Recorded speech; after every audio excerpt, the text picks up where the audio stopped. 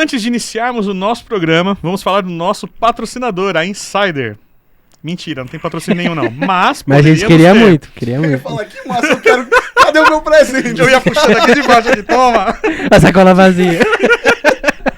Sejam bem-vindos, pessoal, à curta, porém épica e excelente temporada do Shirocast de design, né? Diretamente aqui dos estúdios internacionais da nossa querida ABCcom. Muito obrigado, Bona, por nos receber.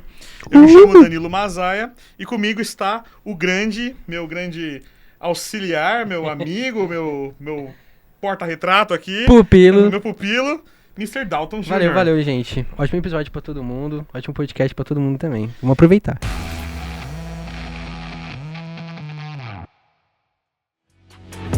E eu estou me regulando emocionalmente aqui, já falei isso antes. Cara, nosso convidado hoje é muito especial. Então, eu fiquei me preparando emocionalmente para esse momento. E antes aqui da gente anunciar ele, eu fiz aqui um textinho, né? Aquela preparaçãozinha bonita que a pessoa faz. Vou começar a apresentar nosso convidado. Nosso convidado seria uma pressão. Ele tá olhando para mim, mano. Exatamente. Nosso convidado é uma pessoa que nós, os designers da equipe, admiramos muito. Inclusive, conectamos sempre que lança uma live. Conhecido pelos que acompanham desde o início, pelo seu perfil com as fotos em preto e branco de cabeça para baixo. Nascido em Caruaru, atualmente mora em Lisboa, tem uma jornada expressiva de mais de uma década com projetos de marcas incríveis, dentre elas, uma que todo mundo ama e quem não ama já desistiu da vida, que é a Nanica. Estamos falando dele, o grande mestre... E sim, tem eco. Lira. Lira, muito obrigado por ter vindo. Muito obrigado por ter atendido esse chamado e estar aqui com a gente. Obrigado vocês. Uma salva de palmas, Dá timidez, né? Quando você sabe que tá gravando. Eu prefiro que finja que não tem gravação. Cancelou a gravação. E aí a gente só conversa. Vamos ocultar ali o timer, as coisas. Mas obrigado vocês pelo convite. Eu fico muito feliz. O meu primeiro podcast presencial de verdade, eu só faço podcast no Zoom. Então, eu fiquei sabendo disso e, mano, as camadas dessa nossa participação... A régua foi só subindo, né? De verdade, eu estou bem... Eu tô nervoso, mano, você não tem noção, cara. Eu tô aqui que eu não tô segurando. Mas, Lira, de verdade, obrigado, né? A gente conseguiu te interceptar aí, a gente entender um pouquinho melhor de como que tá o rolê aqui agora de você em São Paulo aqui e... Obrigado por ter arranjado esse tempo na sua agenda pra estar com a gente. Isso é muito bom. Vai ser muito especial, mano. Pra mim vai ser muito especial. Enfim, a nossa proposta aqui do podcast é a gente ter um papo de bancada, né? A gente estava conversando um pouco antes de entrar aqui sobre essa questão do presencial, de ter a troca, de ter o olho no olho. E essa é a nossa proposta também aqui. A gente conseguir falar sobre o mercado de design, falar sobre história, falar sobre aquilo que molda e interfere de alguma maneira naquilo que a gente entende por criatividade e design também. Afinal de contas, toda a sua trajetória, aquilo que te trouxe até aqui, é um diferencial que é percebido, né, nas linhas e nas entrelinhas daquilo que você cria. Então, é isso. Eu tô muito eloquente, não tô, cara? Ai, caraca, eu tô eloquente demais. Pera, stop it. Stop, Roll. Ai, para em inglês. Perfeito. Sensacional. Vai lá, Daltinho. Vamos começar, né? Vou te dar as honras, cara. Eu tô me regulando de verdade, cara. Eu tô me regulando aqui, peraí. Lira, de verdade, eu agradeço, né, você ter vindo pra cá, reforçando ali o que o Danilo falou. Não repete o que eu falei não, mano. E vamos começar o episódio, mano. Vamos começar. Se você já quiser começar falando pra gente como é que, tipo, você começou no design, tipo, o design te encontrou, você encontrou no design, como é que foi esse começo da sua carreira? Tá. Quando eu estudava na escola, eu joguei basquete a vida inteira. Entrando, assim, bem pra trás na história. Eu joguei basquete a vida inteira e eu achei que eu ia seguir carreira profissional no basquete. E por isso eu fui fazer faculdade de Educação Física. Eu fiz vestibular pra Educação Física. Disse, meu sonho é ser personal trainer. E aí eu passei no vestibular de Educação Física, fiz matrícula, tudo. E aí eu falei, mas eu vou tentar também na Federal, porque pelo menos eu estudo de graça. E eu falei, eu queria fazer arquitetura na Federal, que é o que eu acho que dá dinheiro. Só que na Federal da minha cidade, Caruaru, não tinha arquitetura, tinha design.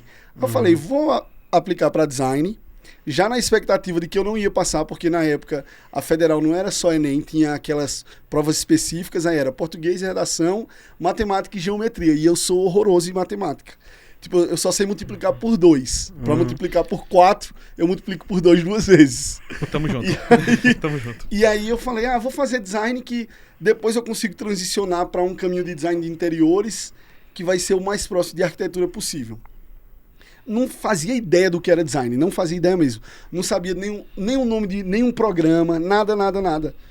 E aí passei na faculdade. Tipo, eu nem tava esperando passar, que quando saiu o resultado eu nem fui olhar. Um amigo meu mandou mensagem: Vinícius, que ele não me chama de Lira, Vinícius, tu passou em design. Eu falei, sério? Ele falou, sério. Eu disse, entre fazer educação física pagando e design de graça, eu vou fazer design de graça. Não sabia nem escrever design, escrevia designing. Escrevia na ordem errada o N e o G. E aí na faculdade eu comecei a conhecer as estruturas e como tudo funcionava, só que eu nunca fui muito bom em nada. Eu não era um bom ilustrador, eu não era bom em muita coisa. E aí eu descobri a tipografia. E eu falei, trabalhar com tipografia é mais simples porque você pega uma estrutura pronta e você consegue adaptar em cima daquilo para ter uma identidade única. E por coincidência, na faculdade que eu estudei, tinham 9 matérias sobre tipografia na faculdade. Uou. Tipo, tem faculdade de design que tipografia é um assunto falado dentro de uma matéria. São algumas horas só. 9 matérias sobre tipografia. E aí eu fui por esse caminho. Então, voltando a responder, que eu dei a maior volta do mundo, eu acho que o design me encontrou. E aí eu me apaixonei por ele e vi que tipo, eu não tinha noção do que o design poderia me proporcionar. O design foi uma boa surpresa para mim. Tem hora que eu não acredito, assim, quando eu olho para trás e vejo, caramba, eu escolhi sem saber uma profissão tão boa como essa. Tipo, que me proporciona tantas coisas, eu posso trabalhar onde eu quiser, com quem eu quiser. Eu conheci tanta gente que eu admirava, eu ganhei mais dinheiro do que eu achei que eu ia ganhar na minha vida inteira. Então, design foi uma boa surpresa para mim. O design praticamente pegou na esquina, né? Tipo, você tava andando e... Opa, surpresa! Apareceu na frente no susto, sabe? Tipo, Não, e o da hora é que do lado de cá também, a questão do design, momentos como esse só estão sendo possíveis por conta do design também pra gente, porque, enfim, estamos nos conectando contigo agora e, enfim, todas as demais pessoas também que já passou na temporada aqui do programa, são conexões que eu acho que é muito valioso nisso que a gente tem da comunidade, né, também do design, da gente conseguir ter essa troca, né? A gente às vezes tem uma caminhada de designer solitário e o designer proporciona para você pessoas que às vezes passam até pelas mesmas dores, você consegue trocar figurinha. Eu não consigo me enxergar em outra comunidade tendo esse tipo de vivência e estando em paz com as minhas decisões. E uma coisa que eu acho massa nessa comunidade do design é que, beleza, existe ego, existe o lado negro do design. Mas eu acho que isso vai existir em qualquer carreira, em qualquer profissão. Mas eu acho que é muito menor do que em outras áreas. Entendi. Tipo, eu vejo que a galera se ajuda. O início da minha caminhada foi muito troca de figurinha com pessoas que estavam dispostas a me ajudar. E desde pessoas que estudaram comigo na faculdade, a donos de agência que eu conheci, a troca que existe. Eu sinto que as pessoas não têm medo de contar os seus segredos no design. Em outras áreas elas têm, sabe? Não, eu não posso deixar ninguém saber que eu baixo fonte no Google Fontes. Tipo, a galera tá compartilhando, a galera tá dividindo isso, e eu acho que é uma coisa valiosa. Sim, uma outra pegada também que é legal, eu já vou, acho que, dar um spoiler mais pra frente, que você vai falar do Extra Bold, e a gente também tá com uma pegada na questão educacional, né? Tipo, justamente nessa linha da gente não ficar com os segredos ali do que a gente tá fazendo e de como a gente faz, mas a gente conseguir compartilhar com as pessoas, ensinar elas, né? Porque também é uma linha bem legal que você do design começou a desenvolver uma linha educacional e isso é muito fera. Você poderia falar um pouco sobre essa virada de curva para você na parte de ensino? Eu nem acho que foi uma virada de curva. Minha mãe é professora e a gente cresce muito com um exemplo que a gente tem em casa. Então minha mãe era professora de artes para a turma de criança e de educação física. Por isso que eu desenho tão bem e sou tão forte.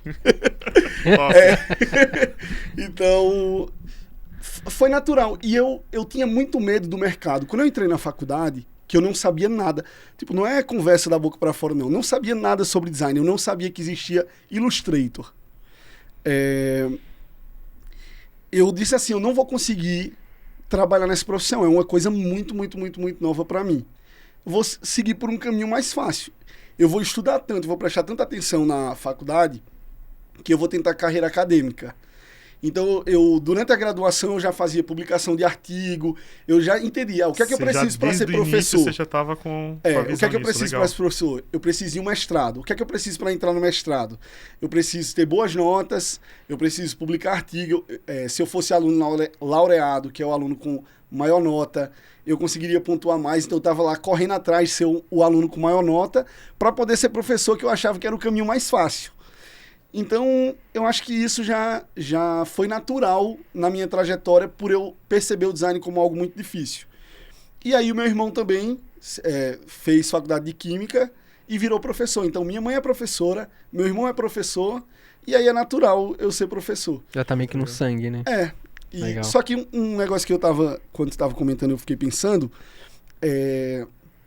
ultimamente sobre essa parte educacional, eu estava repensando muitas coisas. Eu não sei se vocês viram que Betina... Saiu meio que uma polêmicazinha de Betina do negócio de finanças. Ela disse que parou de fazer mastermind porque ela estava compartilhando todos os segredos dela e, tipo, ela estava equipando os concorrentes dela com as mesmas ferramentas de diferenciação que ela tinha. E aí eu fiquei pensando, será que o meu braço educacional está fazendo isso? O meu diferencial hoje é uma metodologia de criação. Será que eu compartilhar exatamente como eu faço ela tá tirando o meu diferencial do mercado? E aí eu parei para perceber, quando vocês estavam falando assim, sobre o braço educacional de vocês, que o mercado de design é um mercado muito novo, a gente pode falar assim. Sim. E a gente tem visto um avanço muito grande de uns tempos para cá, fruto do termo que eu chamo a kimurização do design. Kimura tornou o design popular. Sim, você pode gostar dele ou não, ele tornou o design popular. E quando o design se torna mais popular, as pessoas conseguem entender mais o valor que existe por trás. Eu não sei se é verdade ou não os números que outros players estão falando que cobram. Os números que eles falam que praticam. Só que quando qualquer player fala assim, eu cobrei 300 mil reais em uma marca, eu cobrei 200 mil reais em uma marca, eu cobrei 150 mil reais em uma marca, e o meu cliente, que eu não cobro 150 mil em uma marca, vê esses números, ele fala assim, então 20 mil já não é mais tão distante assim.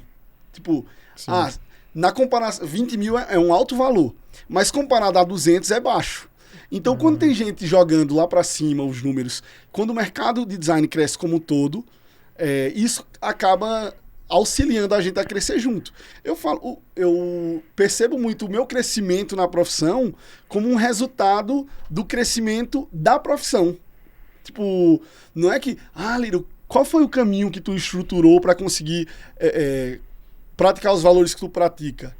Nenhum. Tipo, eu fui amadurecendo no meu atendimento, eu fui amadurecendo na minha venda, fui amadurecendo na entrega do meu trabalho, mas o mercado, ele avançou e eu só segui essa onda. Então, o braço educacional no design, que eu estava falando que é um ponto positivo que eu vejo nesse nicho de mercado, é que, como é muito recente, todo mundo está compartilhando um com o outro, o mercado sobe e todo mundo sobe junto. Eu falo, quando uma pessoa que tem uma entrega pior que a minha cobra 20, naturalmente eu não posso cobrar 20. Eu tenho que cobrar 30. Então eu tenho que torcer que as pessoas que estão na ordem de maturidade, não é que eu sou melhor que ninguém, sim. Na ordem de maturidade, passos atrás de mim, que elas cheguem onde eu tô, porque aí elas vão me empurrar. Dois corpos não ocupam o mesmo espaço. Aí é a gente chegando nos 20 mil e eu indo pros 25. A gente chegando nos 25 e eu indo pro 30, sabe? Top, sensacional.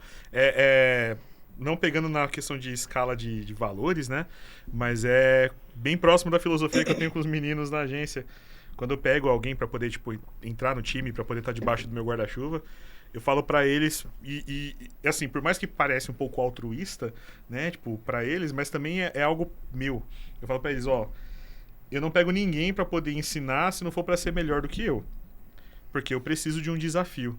Eu preciso que você fique melhor do que eu, porque aí eu vou correr atrás. Aí eu vou continuar sempre correndo pra continuar melhorando, continuar evoluindo, porque senão eu vou ficar estagnado naquele platô, olhando pra todo mundo, tipo, e cadê? Não tem ninguém junto, não tem ninguém atrás, não tem...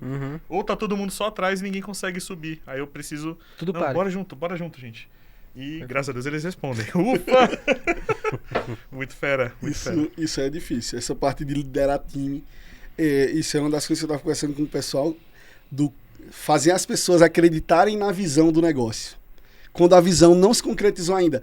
Eu tenho muito medo de soar fake. Tipo assim, pessoal, a gente vai se tornar o maior estúdio do Brasil. Tipo assim, eu acredito de verdade que a gente vai se tornar o maior estúdio do Brasil? Não acredito. Então eu não consigo ter isso como visão. E aí eu vejo a galera falando assim, a gente vai fazer isso, a gente vai conquistar o mundo, a gente vai... E aí eu sinto falta de conseguir construir uma visão pro meu time. Sim. Quando ela ainda não foi alcançada. É fácil falar, a gente tá aqui, vamos todo mundo chegar nesse lugar que a gente já tá. Aí não é visão, é só história. Sim. Mas isso é uma das maiores dificuldades que eu tenho. Eu sei que a ideia é a visão do time, mas eu acredito que consegue. Eu acredito que chega. A gente tá lutando pra isso. Eu acredito. E na questão do teu estúdio, a gente acredita que vai ser Mano, já é pra nós referência já. Então, mas não é o maior do Brasil. Mas vai ser. Quantas pessoas tem na sua equipe hoje? Hoje a gente tá com 2 pessoas só. Eu, Isa e Débora. Nós já fomos em 5 pessoas. Só que a gente não trabalha com nenhum modelo de recorrência. A gente só faz criação de marca. A gente não atende social, nada disso. E aí, naturalmente, tem meses que são melhores e meses que são piores. E aí, tiveram uns meses de baixa. E aí eu falei, não... Tipo assim, eu tô segurando um time grande há 4 meses sem estar entrando tanto projeto. Não faz sentido eu manter desse jeito. Aí eu tirei 2 pessoas do time. Eram 5 comigo, né? 4 pessoas mais eu, e agora nós somos em 3 junto comigo, eu, Isa e Débora. Débora trabalha comigo tem 5 ou 6 anos já, e foi engraçado que quando eu abri vaga para contratar ela, eu postei um stories no Instagram falando assim, tô procurando um designer para trabalhar comigo e eu quero uma pessoa que seja desenrolada e goste de trabalhar.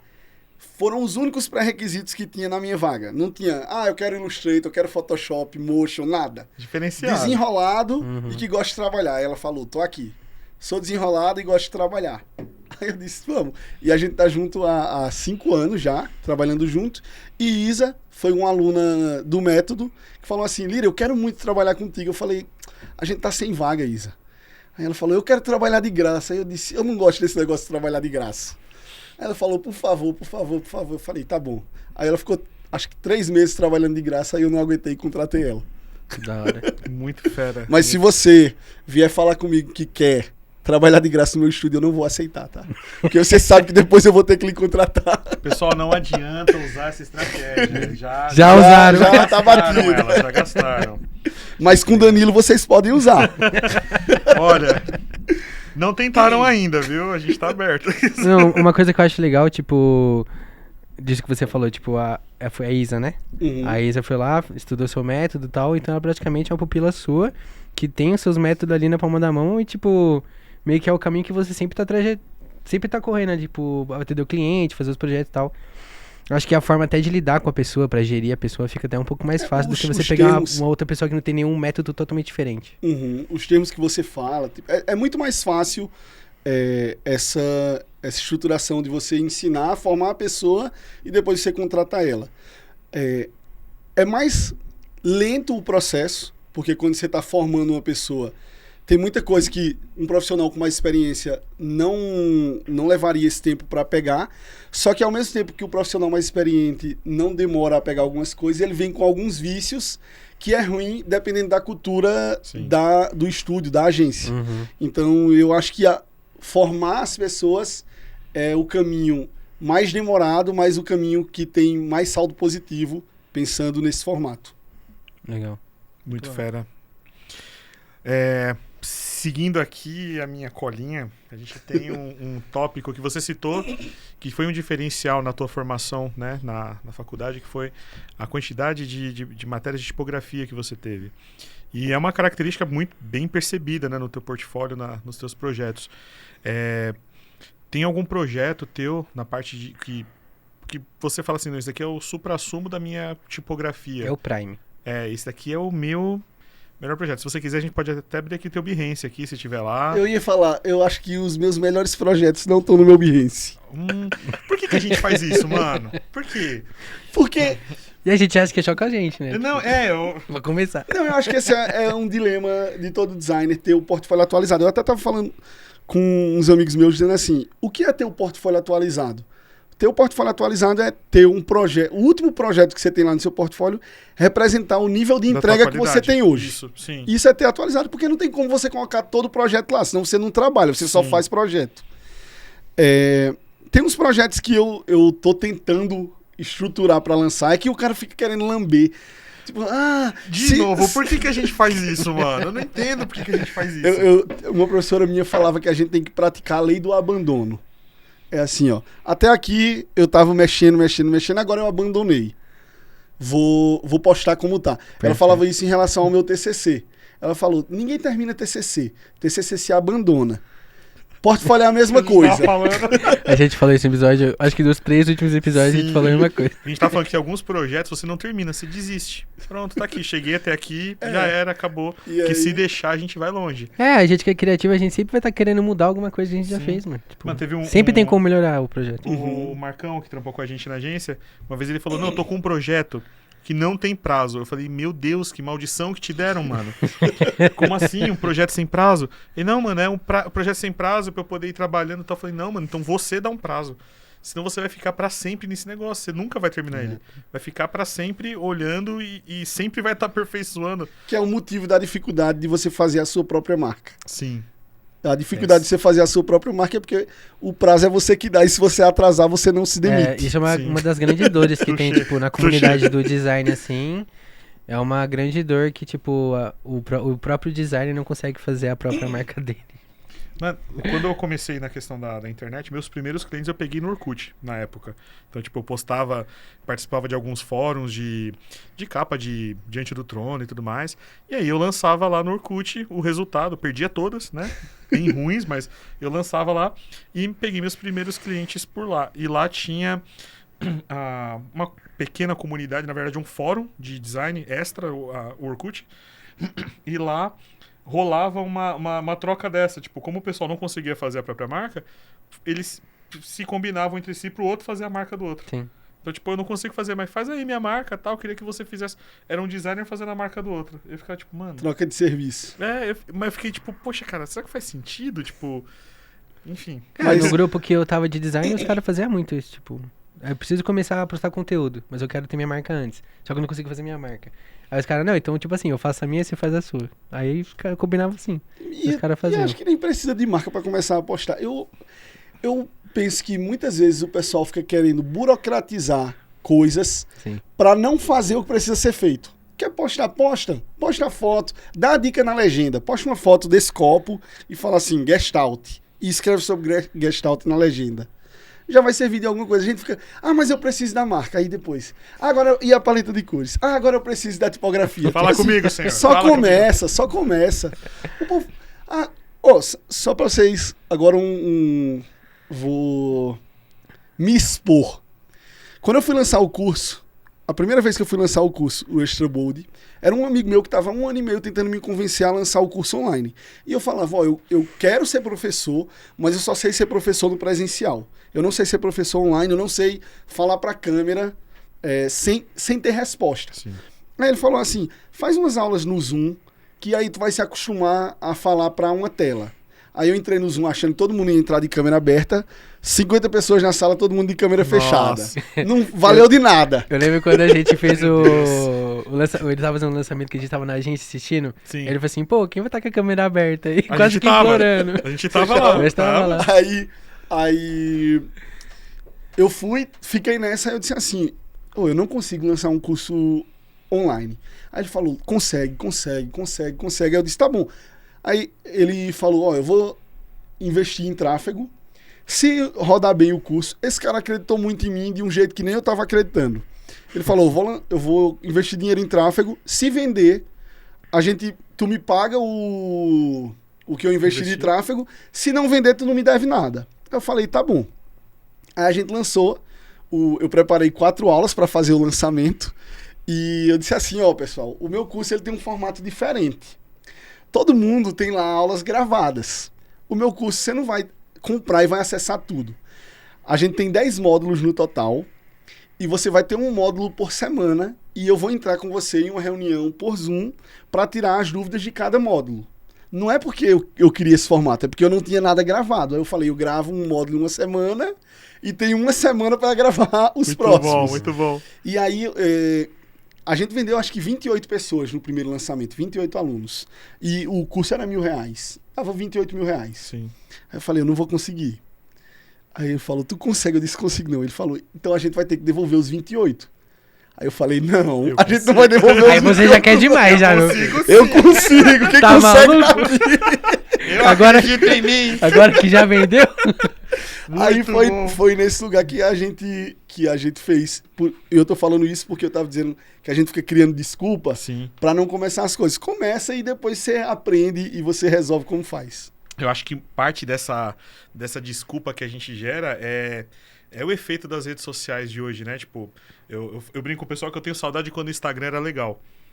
Tipo, você quando ia o Instagram lá... era Instagram, né? Ele era Instagram, você ia lá e postava a foto do prato, que nem você falou da taça. Você ia lá e postava aquilo, e legal, ó, e escrevia um textinho e tal, e tava lá.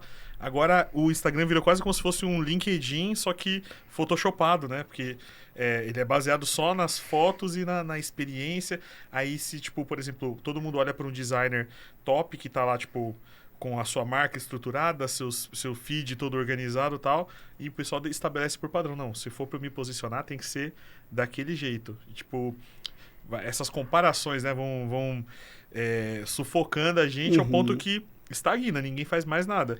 Eu fico, tipo, muito na questão, tipo, uma cobrança que ninguém tem comigo, mas eu fico, tipo, e aí, como é que vão ver meu trabalho?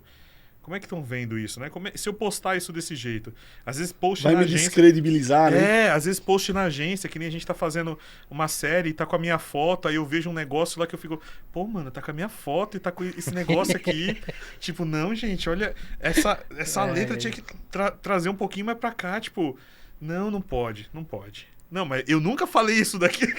Tem essa outra parte também, mas eu nunca disse isso, gente. De onde vocês tiraram isso daqui? Mas fica essa... É umas cobranças, né? E essa ânsia por performar, né? Que a gente tem. Porque para um designer postar nas redes sociais é com o intuito de vender. É de alcançar cliente ou de alcançar seguidores. O que o pessoal também às vezes acaba se confundindo, né? Com a questão de like, né? Às vezes o pessoal ainda tem aquela relação com... E aí vem um ponto, né, interessante, você pode falar se quiser sobre esse assunto. A relação design e arte. Né, que o pessoal acaba tendo uma conexão muito só de arte com aquilo que ele cria, e o like para ele praticamente alimenta ele. Então tá me aceitando, não, tá sendo legal, tô sendo aprovado. Então, só que ao mesmo tempo o like não vende, né? O like não vende. Mas o like é como pode dizer, um pagamento social. É que o pagamento ele não é só financeiro. Tipo, quando o Isa veio trabalhar nesse lugar de trabalhar de graça, ela tava recebendo alguma coisa. Tipo, instrução, conhecimento, network. Então, o pagamento não é só dinheiro. Acho que a rede social, ela paga de outras formas. Tu tinha perguntado sobre ver o design como arte ou não, porque a galera fica meio que massageando o próprio ego com um like. Sim, ou até se ofendendo quando o seu design é rejeitado. Com a falta do like. Exato, com a falta do like. Ou algum comentário. Um comentário negativo, acaba com 1000 likes, rapidinho. Assim, eu não vejo design como arte. Porque o design, para mim, ele tem uma função de cumprir um papel. Eu estou fazendo uma marca pensando no que o público espera daquela marca, não o que eu acho bonito, qual a cor que eu gosto ou não. E eu falo isso sempre para o cliente. Quando eu entro numa reunião com ele para apresentar a etapa de criação, eu falo, se você não gostar, pode ser sincero, pode falar. Eu não vou me sentir ofendido, eu não vou achar que você está criticando o meu trabalho como designer. Eu vou achar que você está criticando essa solução. Sim. E a gente vai pensar em outra solução junto. Aqueles, né? Essa solução que inclusive chegamos juntos, né? Sim. Porque não tem a minha opinião no design que eu faço. Tem meu traço, mas não a minha opinião. E quando a gente está falando sobre arte, a arte tem a essência de quem eu sou. Então, se você critica uma arte minha, você critica quem eu sou.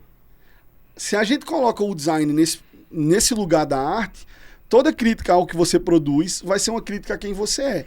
O design que eu faço, ele não é arte. Ele é adequação ao público, ele cumpre uma função. Sim. Então, se aquilo está sendo criticado porque não cumpre a função.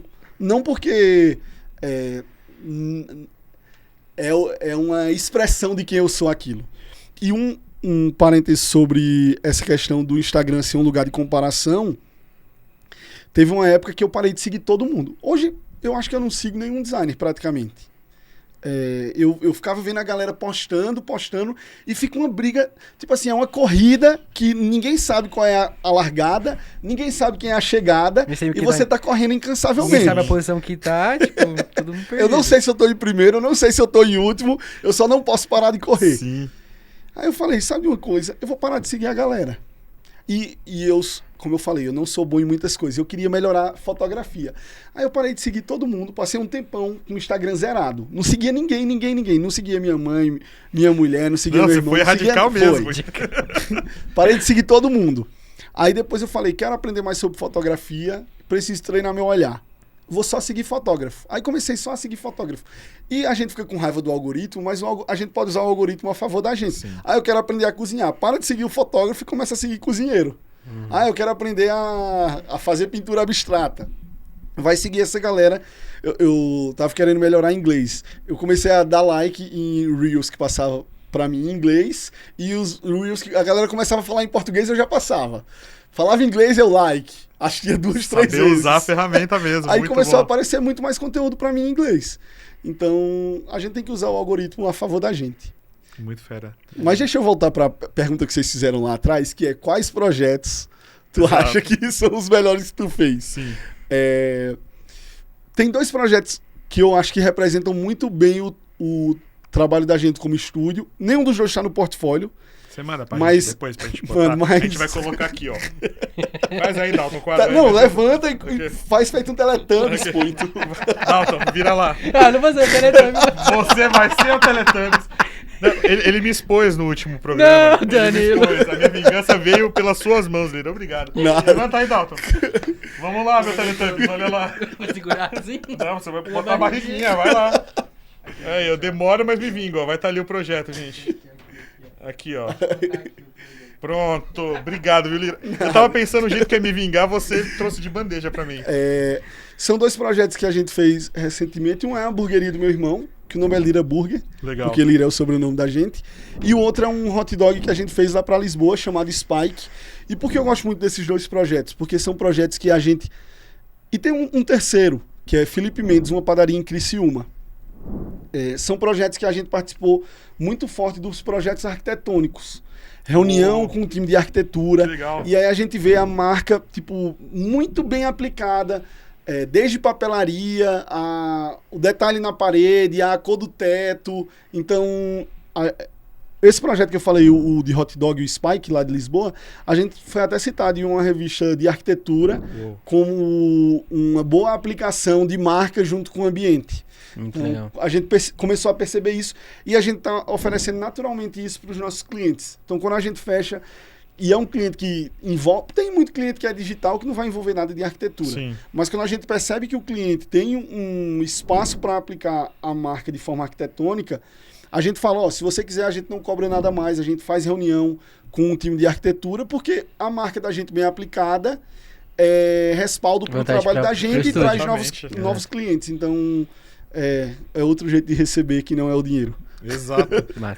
E é um jeito de você conseguir garantir a execução completa, né, de tudo. Você conseguir a melhor aplicação da marca. Isso é sensacional. O sonho de todo designer. Né? Quando aparecem uns projetos assim, aí o cliente fala, vai ter que fazer reunião presencial, sei lá, 2 horas de viagem. Bora, tô lá. E já aconteceu dos 2 jeitos. a gente fazer o projeto arquitetônico do zero, junto com o escritório de arquitetura, e o escritório de arquitetura já ter o projeto pronto e a gente trazer elementos que o escritório de arquitetura pensou para dentro da estrutura de marca. Nesse projeto que eu falei da padaria de Felipe Mendes em Criciúma, o projeto arquitetônico foi feito primeiro. E ele tinha uma trama, assim, umas linhas verticais e horizontais. E a gente falou, esse elemento aqui é interessante. E a gente pegou ele da arquitetura e trouxe para as sacolas. Então, no fim, a pessoa acaba não percebendo o que é que veio primeiro. É a história do ovo da galinha. Não sabe se foi a arquitetura ou se foi o projeto de marca. Consegue enxergar tudo integrado, né? Nossa, muito fera. Muito fera. Bom demais. E eu não sei se faz sentido. Eu tô para entrar num outro ponto, mas você tava falando até sobre a questão do mercado e o pessoal que cobra valores altos e tudo mais. Esses valores que são bem altos, você acredita que é só o valor daquela entrega nuclear? Ou a gente está falando, por exemplo, de uma entrega completa com acompanhamento por um tempo X? Por exemplo, fiz a identidade visual ali, todo o projeto de expressão de marca ali, 2, 3 meses trabalhando naquilo, e os demais meses trabalhando, por exemplo, na implantação da marca com esse acompanhamento de arquitetura, com a questão de impressos e tudo mais. Você acha que pode ser essa camada que o pessoal está escondendo quando fala, às vezes, de uns valores muito exorbitantes? Não, você assim, acha que... Eu acho que o meu network não me deu acesso a pessoas que pagam 200 mil em um projeto de marca.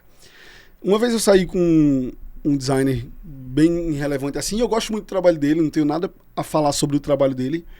E ele falou para mim, eu fechei um projeto de 290 mil num projeto de marca. Eu falei... Veio uma nuvenzinha da incredulidade em cima da minha cabeça. Uma pulga não, um elefante atrás da minha orelha. aí eu falei, 290 mil. Eu falei, mas tu ficou atendendo o cliente por quanto tempo? Tipo, foi naming, foi marca, foi rede social, foi o quê? Não, só marca. Eu falei, sério. Aí eu disse, tá bom, vou fazer um exercício. Vou acreditar que os 290 mil é real. Aí eu fiz uma lista com todos os milionários que eu conheço. Todos. Comecei lá pela ordem de riqueza, aí liguei para todos eles e falei assim, deixa eu tirar uma dúvida contigo. E esses milionários que eu conheço, eu não estou falando só de pessoas que eu fiz a marca. Muitos deles, inclusive, não eram marcas feitas por mim. Sim. Quanto tu pagou no teu projeto de marca? Paguei 5 mil. Tá. Quanto tu pagou no teu projeto de marca? 7 mil. Quanto tu pagou? 8. Eu acho que o máximo da minha lista, eu acho que tinha umas... não era uma lista só de milionários. Começou com milionários, depois ficou com ricos, tá? Pra vocês não acharem que eu conheço tantos milionários assim. Importante pontuar direitinho. Tinha umas 25 pessoas na minha lista. Das 25 pessoas, o maior número que o pessoal tinha falado tinha pago era 14 mil reais em um projeto de marca. Aí eu falei, é impossível eu fazer uma pessoa que está faturando milhões com uma marca que ele pagou 5 mil, entender que ele precisa de uma marca de 290 mil para faturar milhões. Porque o empreendedor está pensando em fazer uma marca para ter resultado financeiro. Esse cara já alcançou resultado financeiro sem precisar investir isso. Eu falei, tá bom, vou acreditar que o meu network não me dá acesso a projetos de 290 mil, mas é verdade. Deixa eu fazer a tarefinha de casa de colocar na ponta do lápis o que é que eu posso melhorar no meu processo para chegar em 290 mil reais. Não consegui. Só que na época eu estava cobrando 15 mil. E eu reestruturei algumas coisas e comecei a cobrar 25. Então, o exercício de me moldar para os 290 fez eu aumentar em 10 mil. Tem gente que está muito no início da carreira de design que eu falo assim, cobrei 20 mil nesse projeto. E as pessoas acham que é mentira e parece que é número jogado para eu vender curso. Ele está falando que faz 20 mil com projeto de marca para vender o curso dele. Eu falo, se você quer assumir essa posição de que é mentira minha, não tem problema. Porque hoje, quando você ganha 200 reais para fazer uma marca, 20 mil é muito distante. Sim. Mas faça o exercício que eu fiz, visualiza como verdade os 20 mil, vê o que é que tu pode melhorar no teu processo e sai de 200 para 400, já é uma melhora. Então, eu acho que é o meu network que não me deu acesso a isso e acho que pessoas pagam em marca valores como esse. Eu quero conhecer essas pessoas em breve. Todos nós.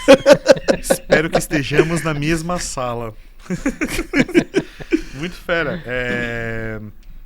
Que era realmente uma questão, porque junto com essa ascensão, né, do pessoal que sempre falou os valores exorbitantes, você sempre quando anunciou os valores, eu achei sempre muito coerente dentro da visão do mercado. Mas o pessoal lançava aqueles exorbitantes e o pessoal ficava... Tal. E aí vinha, por exemplo, rebrandings, como por exemplo, um que ficou famoso, que todo mundo falou muito sobre os valores, foi o do Ragazzo. Eu não sei quais foram os valores. Então, foram os valores milionários, só que o pessoal falou, foi pago X milhões para fazer a nova marca. E aí o pessoal descendo a lenha no enunciado. Quando você abria a matéria, tava lá sobre a arquitetura, tava sobre os novos cardápios, menus digitais, compra de televisão, reforma de fachada isso, fachada aquilo, atores, banheiro, tal. Atores pros comerciais, foto dos... Então, tipo, tinha uma infinidade de coisas nesses milhões da nova marca. Né, que o pessoal ficava, não, mas ela é tão simples e custou tudo isso. Então, na minha cabeça, tipo, com quem eu consigo encontrar para conversar, eu vou tentando achar o formato. Um formato que eu encontrei foi desse formato de você montar um projeto de identidade visual e acompanhamento até o fim do ano, pelo menos, ali, onde você consegue ter mais valor agregado, né, na entrega, acompanhando todas as aplicações, desenvolvendo, fornecendo horas, né, de design para o cliente. Aquele contrato de FII pós a identidade para você continuar a implantação. Que é o dilema do estúdio da gente hoje. A gente não faz esse tipo de contrato, a gente não tem FII com clientes, a gente faz projeto de marca, entrega e tchau. E muitos clientes falam pra gente, se vocês começarem a atender rede social, vocês começarem a atender gestão de marca, a gente contrata vocês. Eu fico nessa, não quero. Só que eu, ao mesmo tempo, vejo que eu tô deixando dinheiro em cima da mesa. Sim. Aí eu sempre fico nessa, pego o dinheiro e assumo a responsabilidade que é a gestão. Porque eu falo, eu não gosto de rede social porque eu percebo rede social igual aluguel. Quando você paga o aluguel, você já está devendo o próximo mês. Quando você faz um post, você já está devendo o próximo, o de amanhã. Então, eu não gosto muito disso. Eu prefiro ter um processo que tem começo, meio e fim. E a rede social, a gestão de marca, é um processo infinito. Eu não gosto de trabalhar com coisas infinitas. Então, é isso. Assim, eu tô nesse dilema e eu acho que é uma fase que a gente tá como estúdio tentando entender se faz sentido ampliar esse braço e pegar projetos de gestão de marca e ter uma recorrência. Porque hoje a gente fica com dificuldade de ampliar time, por exemplo. Faz sentido eu contratar alguém? Pelos últimos 5 meses, sim. Pelos próximos 5, eu não sei. Sim. Então, a receita recorrente vai trazer essa clareza de, não, faça chuva, faça sol, se eu não fechar projeto nenhum de marca, eu tenho X mil de entrada que consegue cobrir a folha. E aí eu vou ficar mais de boa. Então, é um momento que eu estou repensando muito quais são os próximos passos do estúdio. Porque automaticamente, se você pega outras áreas ali para você cuidar, você tem que aumentar seu time, porque o time que atual não vai dar conta. Sim, e fica também aquela questão, às vezes, de o quanto eu domino sobre esse novo braço que eu vou abrir para poder conseguir conduzir isso e garantir a melhor entrega para o cliente. Porque senão você acaba, às vezes, pegando uma dor de cabeça, né? Você tem toda a tua vertente na linha de estúdio e aí daqui a pouco uma linha estratégica, né? Infinita, que nem você falou. É bem complicado. É bem complicado. Vocês estão me desencorajando, viu? Não, cara, é bem legal, mas você na verdade já avaliou os pontos que acho que tem que se pensar mesmo para colocar. É um trabalho infinito, é um trabalho que a pessoa que estiver cuidando disso, ela precisa ter muito domínio, precisa ser cronicamente online, né? E enfim, até as estratégias é algo muito... É uma matemática muito complicadinha, mas com certeza, pagando bem, montando a equipe certinha, vale bem a pena. Eu atendi um banco gigantesco na época, não vou falar o nome para não expor. Que inclusive, tô brincando. E eu tinha que ficar 24 horas por dia online para qualquer solicitação. Eu lembro que um dia eu fui no sábado pra praia com minha família e o pessoal do banco mandou uma mensagem e falou assim, preciso entrar em uma reunião agora. Eu lembro como se fosse hoje. Eu tava num restaurante e tava tocando pagode no restaurante. Eu coloquei a mochila na minha cabeça pra abafar e tava com um fone de ouvido. Eu não abri a câmera, óbvio. Ainda bem. Ufa! Eu tava com a mochila na cabeça Lira, pra abafar o som. O que tá acontecendo, Lira? E poder fazer a reunião. Eu falei, não é isso que eu quero pra minha vida, não. Era melhor ser personal. Trabalhar com design desse jeito não dá. Tava fitness, trincado. É verdade. Com a mochila lá, o que tá acontecendo? Processo criativo. Não sufoque o artista. Não sufoque. Muito fera. Bom, teve um gancho aqui agora pra gente puxar pra um ponto de conexão que a gente tem, que é bem importante. Você falou que a gente tá falando sobre o design e a arte, e a questão da arte, da pessoa se sentir rejeitada, né? Porque a arte é quem você é. E a gente sabe que você tem ou seja, quem você é, tem em você uma veia missional. Você tem missões na sua história, na sua trajetória, e não é coincidência. A Chairo também tem essa veia e, enfim, algo que não só encanta, mas é uma coisa que move a gente, né? Quando a gente fala sobre o job que a gente está fazendo, é um trabalho de consciência com todo mundo. Hoje tem uma porcentagem bem legal do que a gente fatura na agência é destinado para projetos missionários, para a gente conseguir... enfim, a maioria são projetos da MCM, né, da Missão Cristã Mundial. Então tem desde resgate de meninas no Nepal, a viúvas na Índia, órfãos no Sudão, projetos no Brasil também, muitos projetos no Brasil, mas é que quando vai falar para o grande público, os que são de fora, os projetos de fora acabam chamando mais a atenção, mas os de dentro também, tá muita coisa legal sendo feita. E... enfim, é um ponto que encanta muito a gente, e eu queria saber um pouco mais dessa tua conexão com as missões, como é que foi isso, o momento em que o design também converge com isso. Tá. Eu morei a vida inteira em Caruaru. O motivo de eu ter vindo para São Paulo foi fazer uma escola de missões por 21 dias, e depois a gente teve uma viagem prática para Quito. E foi muito massa essa viagem, porque eu me deparei com um cenário que eu nunca tinha visto. Assim, primeira coisa, eu tive uma visão global. A minha cabeça, por mais que eu já tivesse vindo em São Paulo, a minha cabeça era Caruaru, São Paulo, Recife. A gente não tem a noção de que o mundo é mundo e que o mundo tá acessível pra gente. Uhum. Foi a primeira vez que eu saí do Brasil, eu fui para o Equador. Foi bem interessante lá, assim, tudo que eu vivi, as experiências que eu tive, conheci algumas pessoas que eu conheci lá. E aí depois dessa escola de missões, eu fiquei morando em São Paulo, eu mudei pra cá. E aí eu fui fazer missões em outros lugares. Eu fui pra África, em Moçambique, fui pro sertão de Pernambuco, fui pra onde mais? Eu fui pra mais algum lugar fora do Brasil que agora eu esqueci. E aí eu sempre tive muito esse braço do ser missionário, mas eu não gostava... O missionário que... Desculpa se algum de vocês fazem isso, mas eu vou falar. Pode falar. Hora da polêmica. O missionário que só pede dinheiro para os outros para viajar, ele tá querendo tirar férias a custo do meu trabalho. Essa é a visão que eu tenho. E o design, ele me proporcionava poder viver isso levantando meu próprio recurso. Então, eu não gostava de... Pessoal, vou fazer uma viagem missionária para tal lugar, quem quiser doar, tá aqui a minha conta. Tem 3 jeitos de você estar comigo. Orando. Investindo. E qual é o outro? Era orando, investindo... E comprando a minha rifa. Indo. Indo, orando. Tem 3 jeitos de fazer missão. Uma voz do além gritou aqui, eu acho que... Então, ficava muito nesse lugar. Eu preciso levantar meu próprio recurso. Paulo fazia tenda para não precisar viver com o dinheiro dos outros. Sim. Então, eu vou fazer as minhas coisas. E aí, eu comecei a enxergar... Só que o design, ele meio que me parou. E eu comecei... Eu diria o seguinte, assim... Hoje, a Chairo, ela é uma empresa que tem esse foco. O meu estúdio não tem esse foco. Quem tem esse foco sou eu, Sim. como pessoa. Eu falo assim, o CNPJ ele não é cristão.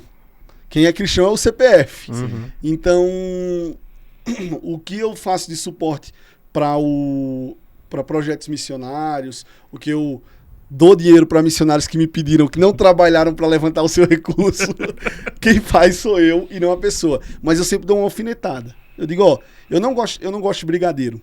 Eu disse, se tu estivesse vendendo brigadeiro, eu compraria 10 brigadeiros, mas só tu me pedindo dinheiro, eu não tenho vontade de te dar.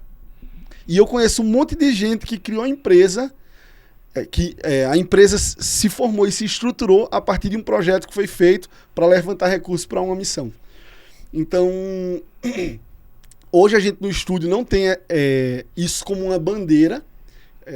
Eu acho super interessante isso e acho que é até uma inspiração de tipo, será que eu não tenho que... Não uma forma que eu possa implementar dentro do meu estúdio? Eu acho legal de verdade. E a gente não se posiciona muito como um estúdio cristão. A gente é um estúdio que cristãos trabalham. Sim. E cristãos trabalhando expressam valores do reino. É isso aí. Então a gente vai estar lá falando sobre excelência, sobre cumprir os prazos que a gente deu para os nossos clientes, entregando melhor. Entregando melhor agora e não querendo vender o tempo inteiro. Tinha um projeto que eu queria muito ter feito agora. Era uma lavanderia. É uma lavanderia que existe em Campinas e está super bem sucedida. E eles estão querendo expandir para Portugal. E é uma lavanderia, cafeteria, estúdio de arte. Tipo, é um projeto bem massa, assim, bem amplo. E aí o cliente chegou em mim e falou assim, eu acho que a marca que eu tenho funciona para o Brasil, mas não funciona para a Europa. Eu queria te contratar para desenhar o projeto para a Europa. Eu falei, eu vou ser sincero contigo. O projeto que tu tem, ele é bom o suficiente para o Brasil e para a Europa. Tu não precisa me contratar. Fiquei todo triste, que eu tava doido para fechar o projeto. Mas eu falei, eu não posso ser desonesto contigo. Foi justo, né? De querer vender a qualquer custo num lugar onde tu não precisa de marketing. Sim. E aí ele veio, não, mas eu queria ter tu por perto, tipo, vamos ver outras formas, e aí a gente tá conversando e talvez exista uma outra possibilidade de contrato que eu não precisei ser desonesto com o cara. Sim. Então eu acho que é muito os valores implícitos no nosso trabalho. Sim. Mas eu acho muito, muito, muito, muito legal a Chairo ter essa vertente missional de investir uma porcentagem em projetos de missão. Sim. É até um ponto, por exemplo, do mesmo jeito que você falou, a gente não fica... por exemplo, a Chairo é uma agência cristã, mas é uma agência onde cristãos e não cristãos também trabalham nela. E todo esse ponto mesmo a gente está começando a trazer a público agora, né? Tipo, até porque tem muitas pessoas que se interessam pela causa e não tem a mínima noção de como tá ajudando ou até mesmo de se conectar Levantar com algum ação, projeto, em alguns projetos também que estão precisando de ajuda e não tem, tipo, a pessoa já está lá, né, tipo, inserida no projeto, tem essa preocupação também e aí, bora fazer sua tenda? Bora? As suas tendas? Bora? E é muito, muito legal, tipo, o jeito como a gente passa pro pessoal é na questão de cultura também e na questão de o impacto que o seu trabalho tem. Tipo, a gente conseguiu atingir esse mês, a gente vendeu, a gente entregou tudo, nenhum cliente cancelou, tá tudo certo. E com os recursos que entrou, a gente conseguiu ajudar isso aqui. E a gente traz as informações. A gente sente que o pessoal enxerga mais propósito também no que tá fazendo. Tudo bem, tem o dinheiro que vem pra pessoa, tem suas realizações pessoais, mas parece que todo mundo tem um buraco de fazer algo mais, principalmente essa geração de fazer algo pelo mundo. Tipo, a gente precisa fazer alguma coisa, precisa fazer a diferença. Então... só você fazer uma marca bem feita, um projeto bem feito para o seu cliente, onde a empresa dele vai ter sucesso e vai conseguir contratar pessoas e pessoas vão ser mantidas pelo salário que recebem trabalhando nessa empresa, é uma forma de fazer com que o mundo esteja melhor. Sim, quantas famílias são impactadas por aquilo que você está fazendo, né? Tipo... Eu me sinto realizado em pagar salário pro meu time. Menos quando eu não fecho cliente e eu tenho que pagar mesmo assim. Mas a parte triste, a sinceridade é um ponto muito importante. Mas de verdade, é muito massa a sensação de você falar assim, caramba, aí eu vejo a pessoa que trabalha comigo comprou um carro que era o sonho dela. Caramba, que massa, eu pude participar disso. Tipo, o mérito não é meu, porque se a pessoa fizesse um bom trabalho, ela não estaria trabalhando comigo. O mérito é dela. Sim. Mas foi através de um projeto que eu pensei. Foi através de um estúdio que eu idealizei. Então, isso faz muito legal. Né?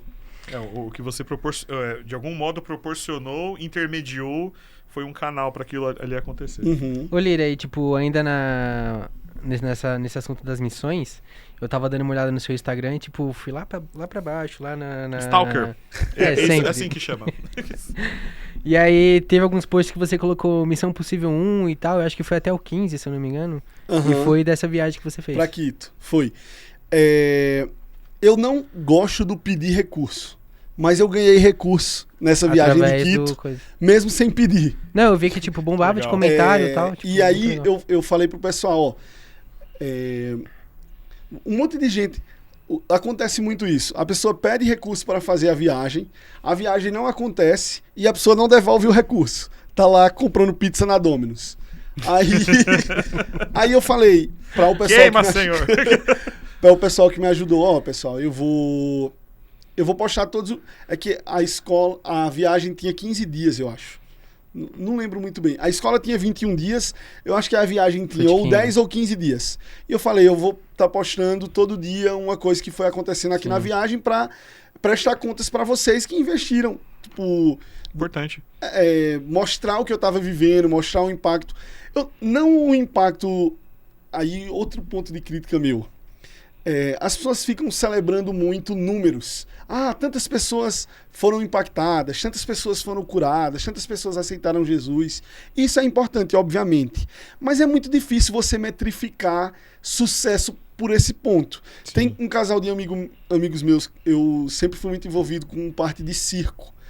Malabarismo, palhaçaria, acrobacia. Eu vi também alguns posts desse daí. E um casal que eu fiz um curso de acrobacia, Pedro e Vanessa, eles moram hoje na Espanha. Eles estão há 3 anos... Não, eles estão acho que 5 anos morando na Espanha. E eles falaram, nos 3 primeiros anos, a única coisa que a gente fez foi construir um laço de amizade com pessoas da Espanha. E esse cara tá fazendo missão errado? Não. Não tá. Quais são os números que ele tem para mostrar para as pessoas que estão investindo nele de alguma forma? Nenhum. Quantas pessoas aceitaram Jesus? Nenhuma. Quantas pessoas foram curadas? Nenhuma. Quantas pregações tu fez? Nenhuma. Porque eles entenderam que na dinâmica da Espanha o que eles precisavam era criar relacionamento, para depois que criar relacionamento é quase no lugar de eu odeio crente. Tu fica meu amigo, e de repente tu descobre que eu sou crente. Mas eu odeio crente e eu gosto do Lira. Já quebrou o trauma contra o cristão que o cara tinha. Eu odiava crente. Quando eu não era cristão, eu odiava crente. Eu neguei 250 convites para ir em um pequeno grupo. Eu devo ter matado a minha avó 8 vezes como desculpa para não ir no pequeno grupo. Então, eu acho que existem formas e estratégias diferentes de se fazer missão. E os números, eles são traiçoeiros, porque eles, às vezes, uma pessoa que não está fazendo missão genuinamente tem mais número do que quem está fazendo missão de verdade. Então, eu nem sei porque eu comecei a falar isso. Eu também não sei, mas eu achei bem legal. Eu achei legal. Muito top, mano. Não, foi porque o Dalton falou sobre a retrospectiva lá do Missão Possível. Você tá falando sobre prestação de contas. Aí eu fiz essa prestação de contas e postei todos os dias. E foi daí que surgiu a história do preto e branco do cabeça para baixo. Era a minha próxima pergunta. Porque eu tinha me proposto a postar 15 dias seguidos. Sim. E eu tirei uma foto minha que eu não gostei. Eu disse assim, caramba, eu tô feio nessa foto. Tem dia que você se sente bonito e tem dia que você se sente feio. Nesse dia eu tava me sentindo feio. Eu disse, mas eu preciso postar. Porque eu prometi que eu ia postar 15 dias seguidos. Aí eu já usava preto e branco. Sim. Aí, de novo, por que tu usava preto e branco? Porque eu não sabia editar foto. O preto e branco que eu usava era o último filtro preto e branco do Instagram. O povo falava, me manda o preset do teu preto e branco, é o último filtro do Instagram. Simples assim. Aí cara, eu não sabia editar foto, usava o filtro preto e branco. E aí, nesse dia, eu não gostei da minha foto, postei ela de cabeça para baixo. Porque eu disse assim, de cabeça para baixo, disfarça. Aí, tem uma coisa que eu gosto, é de ser chato. Aí eu disse, vou postar de novo de cabeça para baixo, só para ver um negócio. Aí o pessoal começou a criticar. Eu acho que tem lá os comentários. Já cansei de cabeça para baixo, para com isso, que negócio idiota, tal. Eu disse, pois agora eu só vou postar preto e branco de cabeça para baixo. Eu cheguei nessa época lá. Eu lembro de quando o Dedê me mostrou, eu cheguei lá e falei, gente, que sensacional, cara. Olha esse feed todo de cabeça pra baixo, eu não lembro mano. quando foi que eu conheci o Lira no Instagram, mas tipo, eu fiquei abismado, assim, tipo, mano, não é possível. E a galera criava umas teorias. Teve um cara que falou assim: caramba, Lira, muito boa a tua ideia. Eu falei: que ideia? Ele disse: tu tá postando tudo preto e branco pra quando tu tiver um filho tu começar a postar colorido. Aí eu falei: Obrigado pela minha ideia. Quando minha filha nasceu, eu fiz 3 posts coloridos. Pronto. Por ideia do cara que achou que era a minha teoria. Mas foi isso. Não, Obrigado, cara. não surgiu por nada. Não teve tipo Não nenhum... teve motivo. Entendi. E aí eu tinha uma respostinha que eu dava quando as pessoas... Agora eu parei de postar preto e branco. Mas a respostinha que eu dava era... pelas regras de quem você tá vivendo. O povo perguntava: por que preto e branco cabeça pra baixo? Eu falava: por que colorido cabeça pra cima? Tipo, se questione. Sim. Não aceita isso. tudo goela abaixo. Se provoque. É isso. Então, eu dava essa respostinha, mas isso aí surgiu depois. De verdade, é Não, só eu que achei boa a saída, foto. eu achei boa a saída. Eu cheguei a pegar nessa época, peguei as respostas também que vinha ali e tal. Cheguei a teorizar também algumas coisas. Depois eu vi que, tipo, tinha de fato ali um viés ali sendo aplicado, mesmo que inconsciente, porque acho que é até um ponto que chamava atenção, porque por estar de cabeça para baixo, e tinha alguns que tinham escrita usando modo diferença tal ali, gera um certo incômodo visual, e isso chama muito atenção.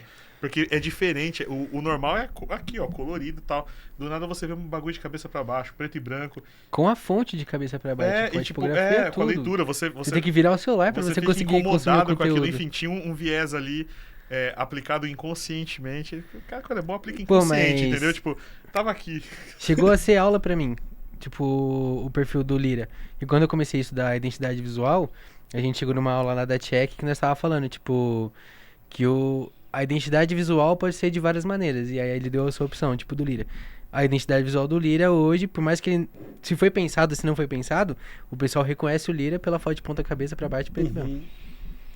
E aí, essa questão do questione-se, as regras de quem você tá seguindo, eu falei: agora eu tô me sentindo obrigado a postar preto e branco cabeça pra baixo. Vou mudar. Eu vou mudar. Porque eu não tô aqui pra seguir regra. Pronto. Porque quando você quebra uma regra, ela vira regra. Ou seja, sempre você tá seguindo regra. Sim.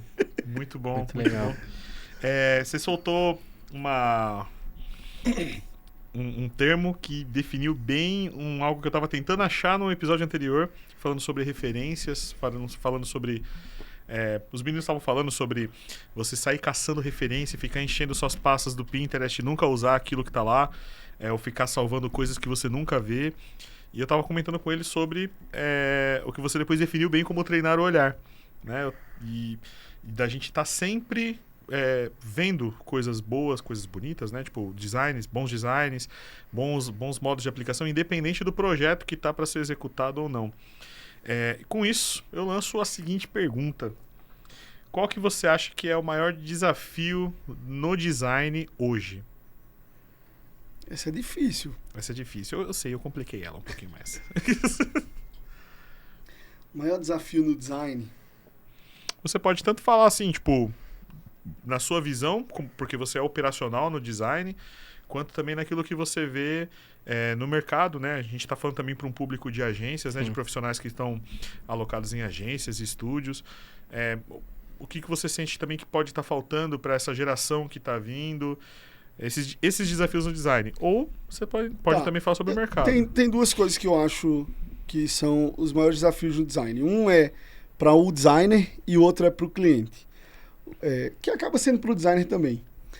Eu acho que quando se trata de atender clientes, um dos maiores desafios é o cliente entender que o especialista é você e não ele. Então, você está dando para ele o melhor caminho. Eu costumo falar que quando você vai no médico, você não diz no médico assim: ó, eu quero tomar esse remédio. Você vai lá, fala o que você está sentindo e o médico receita para você qual é o melhor remédio. O designer é a mesma coisa. Tanto que, eu não vou entrar muito em detalhes disso, mas dentro do estúdio a gente não faz briefing. Porque o briefing é para você perguntar para o cliente o que é que ele espera da marca. E a gente não está nem aí para o que o cliente espera da marca. A gente está preocupado com o que o cliente dele espera.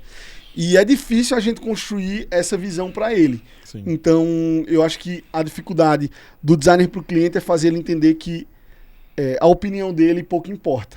E a gente estuda para fazer o que a gente faz. Não é o que a gente acha. A gente jogou um monte de cor para cima e a que caiu na minha mão é a cor que eu escolhi para ser a paleta. E a segunda coisa é que eu acho que, de novo, com o termo que eu tinha falado lá atrás, a kimurização do design. Hoje em dia a gente tem acesso a tanta coisa que as pessoas estão deixando de ser humildes para reconhecer que fase elas estão vivendo. Tipo assim, entender os valores que eu cobro, entender os valores que vocês cobram, entender os valores que outros players cobram, é importante pra gente saber até onde dá pra chegar. Porque eu não fazia ideia que dava pra cobrar 20 mil reais em um projeto de marca.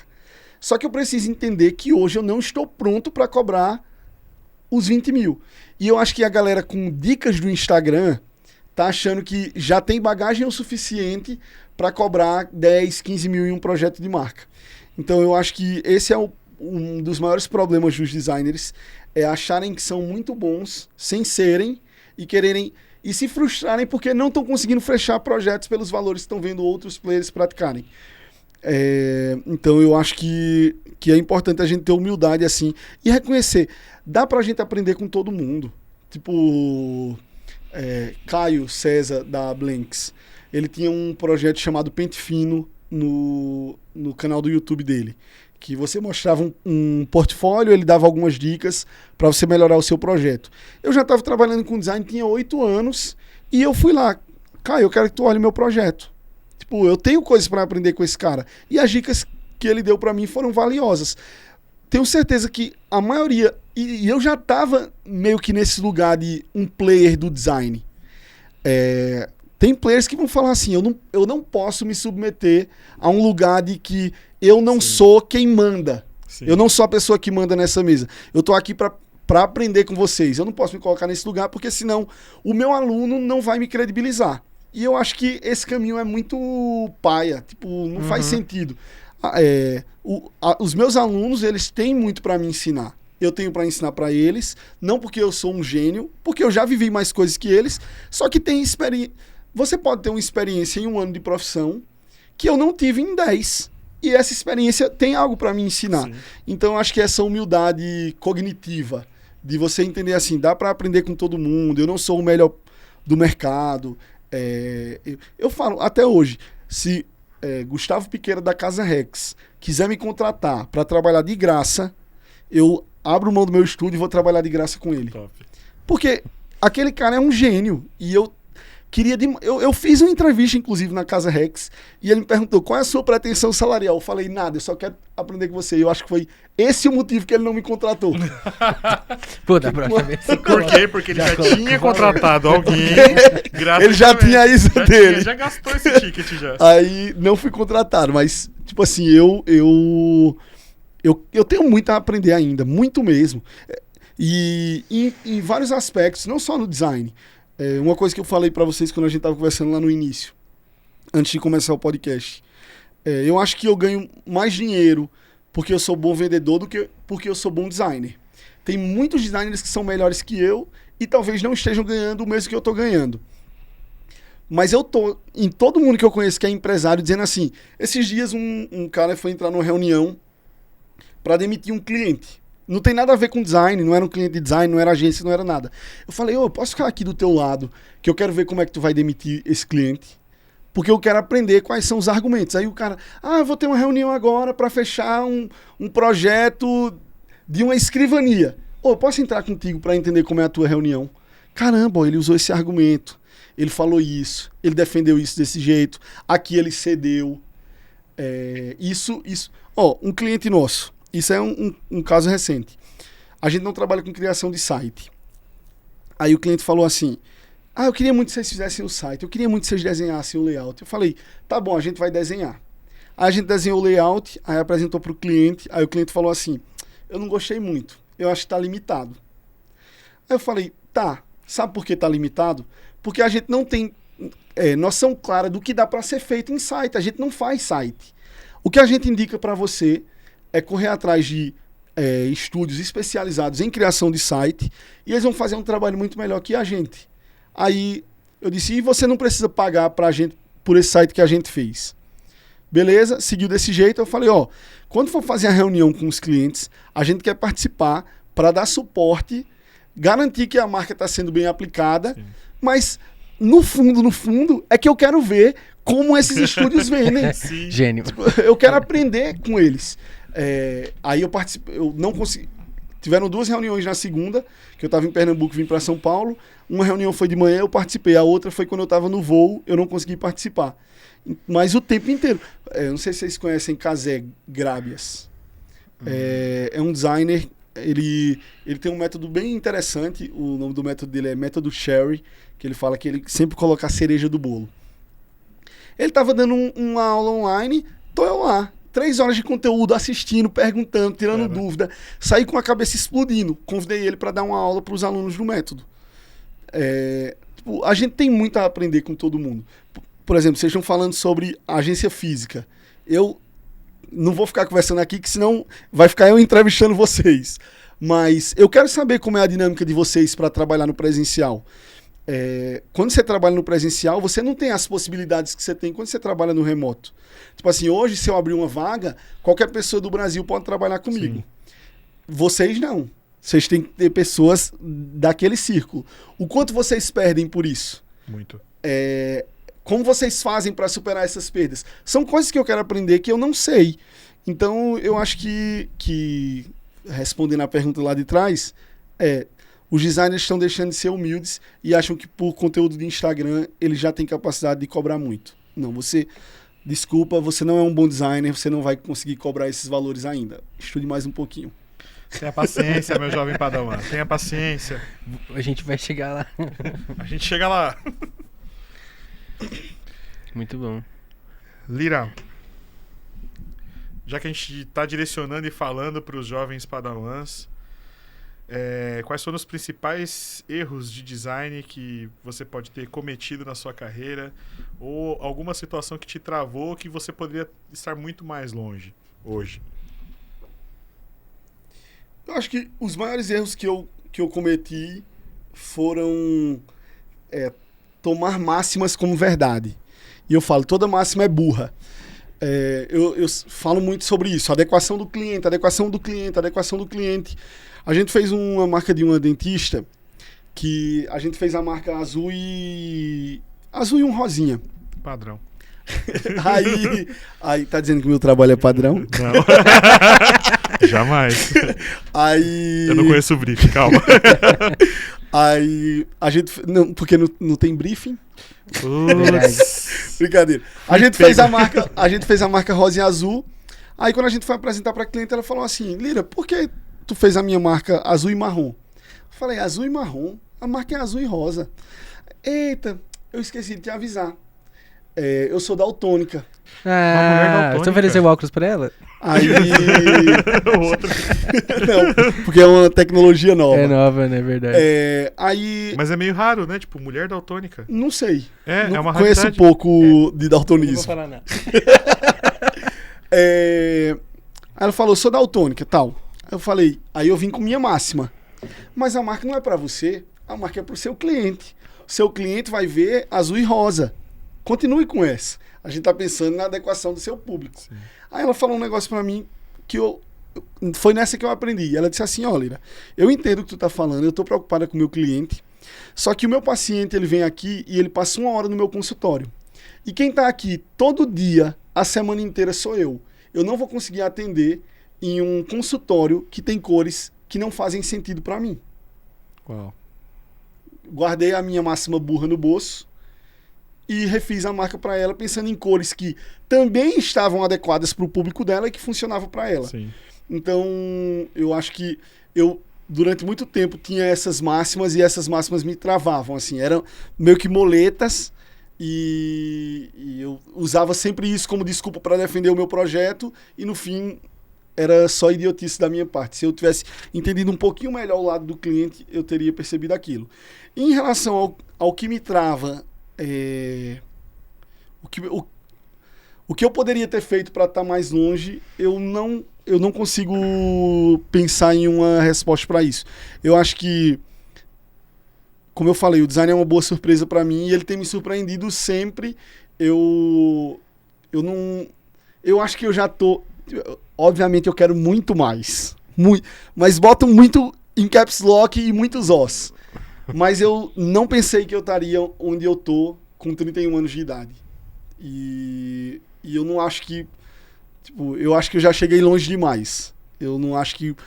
se eu tivesse feito isso, eu poderia estar mais longe. Não acho que cometi tantos erros em relação a isso. Eu acho que aplicar grande parte do que você já citou aqui pra gente com relação à tratativa com as máximas, a questão de você se questionar e tudo mais, fica de lição para todo mundo para aplicar, para não terem essas travas. Eu acho que você está representando a sensação de satisfação com a sua carreira, de tipo, neste momento estou satisfeito onde eu cheguei e eu sei que tem muito mais, mas não tenho arrependimentos com a minha carreira. E não tô morando em Alphaville, não tô dirigindo minha BMW e não tenho meu Rolex. Isso é satisfação, isso é... Porque tem muita gente... A gente, até o referencial de satisfação, a gente tá deixando os outros ditarem pra gente. Sim. O que é satisfação? Tipo, onde é que eu me realizo? Eu me realizo em poder vir, morando em Lisboa, vir passar... alguns dias na casa dos meus pais e alguns dias na casa dos meus sogros e minha filha poder brincar com os avós. Tipo, isso pra mim vale mais que o Rolex. Porque tem famílias que estão tentando ter filhos e não podem, e tem muito dinheiro. Eu vi um stand-up do cara dizendo assim, a família da minha namorada é tão rica, tão rica, tão rica, a ponto de ter dificuldade de engravidar. Isso é dificuldade de família rica. Eu acho que eu vi esse mesmo vídeo. Mas, tipo assim, a pessoa tem dinheiro para comprar o Rolex, ela tem dinheiro para comprar a BMW, e eu não tenho dinheiro para comprar a BMW ainda, não tenho dinheiro para comprar o Rolex ainda. E eu quero ter dinheiro para comprar, mas eu não quero comprar. Eu só quero dizer assim, se eu quisesse ter, eu poderia ter. Se eu quisesse. Mas eu não quero. Eu tenho outros objetivos de vida. E eu me sinto muito, muito bem realizado, de verdade. Fera demais. Ô Lira, eu acho que você entrou num ponto que eu acho que é um gancho muito bom, que você tinha comentado da cliente daltônica e tal, do relacionamento com o cliente. Agora eu tô até na dúvida se é verdade isso ou não, que tu disse que não tem mulher, quase que não tem mulher daltônica. É que eu lembro, porque... Mas talvez seja uma desculpa pra fake news, fake news da minha parte. Ela me enganou pra reprovar o projeto. Eu acho que foi. Mas eu acho que pode até ter, mas é que, de verdade, eu tinha... acho que afeta bem pouco a quantidade de mulheres com... É quase uma mosca branca. É bem difícil mesmo. Então, eu acho que eu lembro de ter visto esse dado na época que a gente trabalhava na banca. Lembra, Nath? Que a gente tinha um cliente que era então daltônico. Eu menti, pessoal. Eu menti pra vocês. A gente o cliente tinha mentiu pra você. Tá. Porque você falou do daltonismo. A gente tinha um cliente que era daltônico. E a gente... Nossa, me tinha uma pessoa agora. Que era daltônica também, não era? O Igão. O Igão, não. O que tomava vários bailes lá. O Gui. Jogou nomes? Sim, verdade. Era eu tava tentando associar o nome à pessoa, verdade. Mas graças a Deus não trabalhava com design. Que a gente teve um cliente e a gente tava fazendo uma série de embalagens, fazendo uma série de coisas, tipo, e desenvolvendo ali e tal. E, enfim, a gente mandando pra ele, nada dele aprovar, e ele, não tá bom ainda, mas ele dava aquelas respostas assim, meio abertas, sabe? Meio evasivas. Assim, a gente teve um cliente que a gente perguntava, você prefere azul ou amarelo? Aí ele falava, sim. Tipo isso. Só que vinha muito não sei, e eu, tipo, nessa de tratar com o cliente, eu tava começando ali, né? Tipo, normalmente atendiam por mim, mas nesse eu tinha contato direto com o cliente. Eu era só designer, mas eu tinha contato porque não tava rolando. E aí eu, mano, o que tá acontecendo? Aí eu fui e mandei pra uma funcionária dele e falei, ô fulana, me ajuda numa coisa. Em que tela que tal pessoa tá vendo isso daqui? Porque ou deve estar com modo noturno, ou deve estar descalibrada. Eu não sei o que tá acontecendo. Vocês estão, sei lá, tá passando por alguma compressão. Ela, o que é que tá acontecendo? Eu falei, as embalagens, eu tô mandando tal. Ele fala que as cores não tão boas tal. Ela, Danilo, pelo amor de Deus, ele é daltônico. Aí eu... Ninguém avisa antes, mano. Tá. Que mancada. Era uma informação que eu deveria ter. O cara tá trolando por que ele designer, tá provando tá as ligado? embalagens? Assim, a não ser que prova forma. Vamos fazer um projeto, então, né? Tipo ali, color proof ali pra eles, né? Pra daltônico e tal. Um projeto inclusive. Mas não, tipo, eu fiquei... beleza, aí eu tive que falar com outra pessoa, falei, tem como trocar o responsável, né, pela aprovação, porque a gente não tá conseguindo avançar aqui, enfim. Mas é isso, eu lembrei dessa história porque a gente ficou muito tempo. E tinha outro também que falava, vocês estão debatendo cor com meu irmão falava, acho que é vermelho jaca, tipo eu caraca, mano, a gente batendo. Mas eu te interrompi, não. Desculpa. Tu lembra a tua pergunta ainda? Lembro. Eu teria esquecido. Você tinha comentado sobre relacionamento com o cliente e tal, toda essa tratativa, e eu lembro que num podcast do Léo Becker que você participou, que você mostrou seu projeto lá do Lago... O nome do projeto é Vila de Rosa, é uma empresa que faz casamento no Lago de Como. Exatamente. E aí você comentou que não existe atendimento B2C, existe só... Não existe B2B, só existe B2C. Exatamente. Explica pra nós como é que funciona isso. B2B é business to business e B2C é business to client. Em inglês, que eu sou bilíngue. Que eu tava assistindo. Eu treinei meu algoritmo pra me entregar Reels em inglês. Passo Duolingo.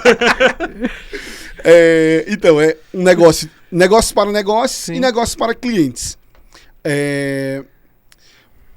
Quando a gente fala sobre negócio para negócio, é o que eu falei do negócio das missões de uma empresa, um CNPJ não ser cristão, um CPF sim. Por mais que a empresa venha contratar você, eu não acho que meu negócio é B2B, porque por trás de um CNPJ sempre tem um CPF que toma decisão. Uhum. Então eu não preciso me conectar com o CNPJ, eu preciso me conectar com um CPF, sempre. Mas eu vou lidar com o Itaú. Tá bom, quem é o tomador de decisão do Itaú? É com esse cara que eu preciso me conectar. Eu vou lidar com a Ferrari. Quem é o tomador de decisão da Ferrari? Então a minha conexão é sempre com uma pessoa. Então eu não acho que um negócio se conecta com um negócio. Um negócio sempre se conecta com um cliente. Então a gente como estúdio, por mais que a gente atenda empresas, eu não considero a gente B2B, eu considero a gente B2C, porque a gente se conecta com o cliente. Legal. É nesse lugar que eu falei. Eu não sei nem se eu tinha explicado pra ele lá. E você acha que, tipo, os designers de hoje, eles têm essa dificuldade de entender isso? Que, tipo, não é só a técnica do design ou explicar o que você fez no design, mas, assim, também o relacionamento com o cliente pra você conseguir fazer uma boa venda, ou pra você conseguir fechar um projeto, ou até pra você conseguir, não sei, fazer um projeto melhor com o cliente, por exemplo. Eu acho que é uma dificuldade, mas eu não acho que é uma dificuldade do design, eu acho que é uma dificuldade das novas gerações. Perfeito. Hoje em dia as pessoas estão muito mais em tela, as pessoas estão muito mais distantes, com relacionamentos muito mais superficiais, e aí elas não conseguem... Assim, o que é servir a vida de uma pessoa? As pessoas não sabem o que é isso. Eu tô para servir o meu cliente. Se o cliente quiser que eu apresente batendo palma a marca, eu vou apresentar batendo palma, porque eu tô para servir ele. E é isso que faz a gente conseguir conquistar clientes a longo prazo. Eu acho que as pessoas estão perdendo muito esse relacionamento. Hoje em dia, muitos dos nossos clientes, como estúdio, eles pedem pra gente abrir vaga para designers. E a maioria deles fala assim, abre 2 vagas, uma presencial e uma remoto. Ninguém se inscreve na presencial. Todo mundo só se inscreve na remoto. E a vaga é para São Paulo e tem gente que se inscreveu na remoto. E coloca lá a cidade em São Paulo e não se inscreveu para presencial. Porque as pessoas têm medo de se relacionar. Tem medo de atender um cliente, tem medo de conversar. Eu vou sentar numa mesa e eu vou trocar ideia. Então eu acho que a dificuldade não é o cliente em si. Não é, eu não sei lidar com o cliente. Eu não sei lidar com pessoas. Eu não sei lidar nem comigo mesmo. Eu não sei lidar com minhas emoções. Porque quando eu tô triste, eu não penso sobre a minha tristeza. Quando eu tô triste, eu vou rolar meu feed. Quando eu tô triste, eu vou assistir a série na Netflix. Então as pessoas pararam de... de ter tempo ocioso. Eu acho que falta tempo ocioso na vida das pessoas. A gente fica falando assim, com filha agora, a minha filha Zara, ela tem 1 ano e 10 meses. A gente não quer dar tela, não pode dar tela para criança, isso atrapalha. E a gente já deu em alguns momentos. A gente não dá constantemente, a gente, às vezes, precisa ir no banheiro, eu tô em uma reunião, minha esposa precisa ir no banheiro, vai fazer o quê? Sim. Vai amarrar a criança? Não, deixa ela assistir 5 minutos de Bluey e... Pelo menos é Bluey. E vai. Só que já teve tempos de Zara tá doente e a gente dá um pouquinho mais de tela e ela ficar maluca dentro de casa. Se a gente dava um não, ela ficava frustrada, começava a chorar. Se na criança causa esse efeito, porque com a gente adulto não vai causar o mesmo. Sim. Então eu acho que o problema é lidar com sentimentos, lidar com emoções, lidar com pessoas e lidar consigo mesmo. Eu acho que essa é a maior dificuldade. Muito bom. De um modo um pouco subjetivo, esse episódio ele falou um pouco sobre como você lida com você mesmo e saúde emocional. A gente só não disse esses nomes, mas estavam pairando aqui pelo ar enquanto a gente conversava. Deixa eu dar uma olhadinha aqui. Lira, a gente já tá caminhando pro... Toda vez quando fala... Deixa eu fazer um parênteses disso pra vocês mudarem esse termo. Todas as vezes que o povo fala, a gente já está caminhando para o final, já é o final. Não, mas a gente tem mais 2 blocos aqui, pelo menos. Calma aí. Tá, então vocês são diferentes. A gente tá diferenciado aqui. Obrigado. Todo mundo. Agora que assim, tu falou, volta aquelas perguntas, Dalton. Volta aquelas. A gente vai contrariar ele agora.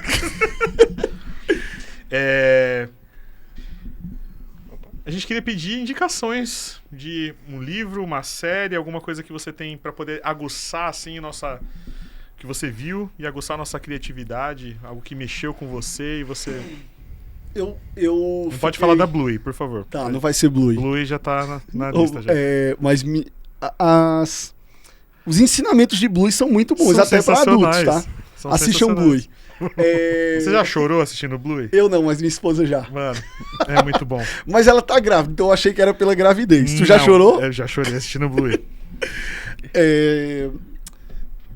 Referências. Eu gostei muito de... Eu sei que tá assim, super em alta, eu não gosto de dar dicas de mais do mesmo, mas assistam Ruptura. Tipo... os fãs de Ruptura aqui, ó.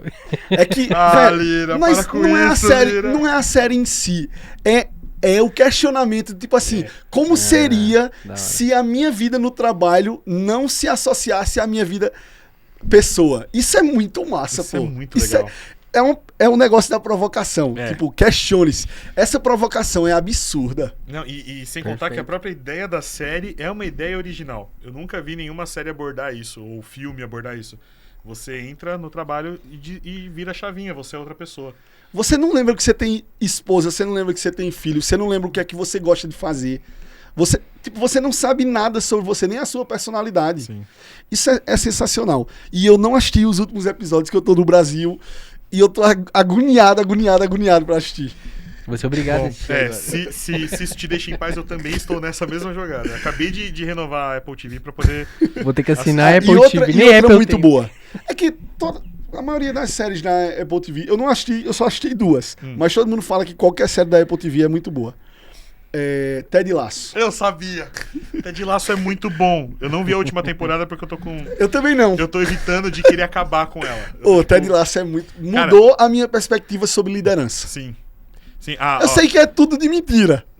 Sim, mas a proposta é tão leve, né? A proposta da série. É muito boa. Os ensinamentos psicológicos e tudo mais. E eu não gosto de futebol, tá? Então, eu também não curto. E tipo, eu assisti umas 3 temporadas inteiras ali e não entendo nada de futebol. Tipo, caraca, que sensacional. É muito bom.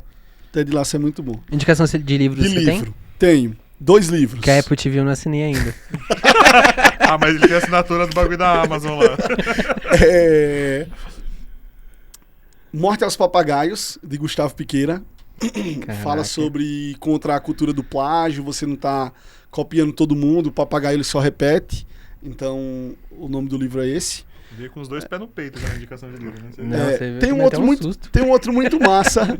Tem um outro... Não sou contra os animais, tá? Tem um outro muito massa, de Gustavo Piqueira também, que o nome é... Até pra vocês que são cristãos, é um case bem massa. O nome do livro é Mateus, Marcos, Lucas e João. Ele criou letras capitulares. Ele fez um projeto pessoal de letras capitulares. E ele falou assim, caramba, eu gostei tanto dessas capitulares e eu não tenho nada pra usar elas. Já sei. Como o cara é disruptivo. Ele pegou essas letras e ele falou, de onde eu venho com a inspiração de letra capitular? Da Bíblia de Gutenberg. Eu vou lançar uma coisa que tem relação com a Bíblia. Só que ele não é cristão. Aí ele foi e falou assim, Mateus, Marcos, Lucas e João são os melhores marketistas que eu já conheci. Porque eles venderam Jesus tão bem que todo mundo continua comprando essa ideia. É essa a teoria dele. Aí ele fala, e se a salvação não fosse Jesus, fosse um crime contra a estria? E aí Mateus, Marcos, Lucas e João são vendedores de um crime contra a estria. E aí ele vai e escreve um outro livro paralelo, que é Carta de Repúdio às notas de plágio.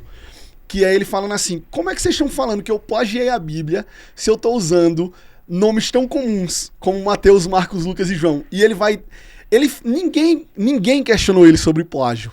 Ele cria uma historinha que ele foi questionado sobre plágio e ele destrói todos os argumentos desse questionamento.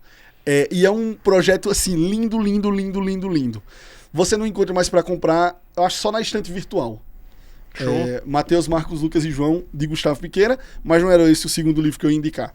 O segundo livro que eu ia indicar era Feito para Vender. Eu não lembro o nome do autor, ele é da H1. Acho que é aquele que você colocou. Foi o que eu dei uma dica post, agora no Reels. Tipo, eu não me lembro... Eu acho que é H1 editora mesmo. Não, é H1, mas eu não lembro o nome do autor. Ele fala sobre como você torna o design escalável. E como você consegue produtizar uma coisa que é um serviço. Eu achei sensacional. E tem um outro também que mudou muito a minha cabeça, eu nem estava lembrado dele, mas eu diria que é meu livro preferido. Esqueci o nome. Não é o Roubo como artista, né? Não é. Ufa. Dá bem. Ufa. Um guia para empreender na era do pós-capitalismo. Facundo Guerra. Cara, o Lira só veio com livro, tipo... É um diferente, livro rosa. Eu gosto muito da forma como o Facundo escreve e mudou a forma como eu escrevo. Não sei se vocês percebem o jeito como eu escrevo, que é meio que eu me perdendo dentro dos meus próprios pensamentos. Eu tô falando de uma coisa, eu já entrei em outra coisa, tipo... E veio muito da forma como o Facundo escreve. Ele é bem mais organizado do que eu, né? Até porque é um livro, precisava ter mais lógica. Mas ele fala sobre ter um propósito por trás de empreender. Não ser empreender só pelo dinheiro.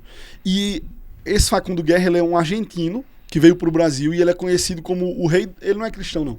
Ele é conhecido como o rei da noite de São Paulo, porque ele pega só ambientes que estavam deteriorados, abandonados, e ele reestrutura para lançar bar, discoteca. Ele é o dono do Bar dos Arcos. Ele que revitalizou o Bar dos Arcos, que é embaixo de algum lugar aí, aqui em São Paulo. É embaixo de onde? Da Pinacoteca, alguma coisa assim. E ele fala muito sobre empreender com propósito. É bem massa. Fera demais. Sabe uma coisa que eu queria perguntar? Porque nós estávamos conversando lá fora, lá, e eu acho que seria legal trazer aqui pra dentro. É o mercado de design em Lisboa e o mercado de design em São Paulo. O que você acha? Ou o mercado de design nacional, né? A minha percepção... Eu não tenho uma percepção do mercado europeu, eu tenho uma percepção do mercado Lisboa. O mercado Lisboa, ele tá muito para trás em relação ao mercado brasileiro. Fruto essa febre de Instagram como rede social de ensino é uma coisa do Brasil, não é... Tipo assim, beleza, nos Estados Unidos tem uma galera que faz isso, mas o mundo não é assim.